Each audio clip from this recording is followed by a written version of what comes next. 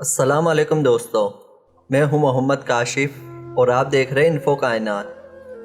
جنید بغدادی کہتے ہیں کہ میں نے اخلاص ایک حجام سے سیکھا۔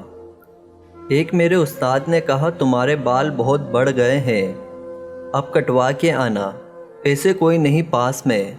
حجام کی دکان کے سامنے پہنچے تو وہ گاہک کے بال کاٹ رہا تھا۔ انہوں نے عرض کی چاچا اللہ کے نام پر بال کاٹ دو گے؟ یہ سنتے ہی حجام نے گاہک کو سائیڈ پر کیا اور کہنے لگا پیسوں کے لیے تو روز کاٹتا ہوں، اللہ کے لیے آج کوئی آیا ہے۔ اب ان کا سر چوم کے کرسی پہ بٹھایا، روتے جاتے اور بال کاٹتے جاتے۔ حضرت جنید بغدادی نے سوچا کہ زندگی میں جب کبھی پیسے ہوئے تو ان کو ضرور کچھ دوں گا۔ عرصہ گزر گیا، یہ بڑے صوفی بزرگ بن گئے۔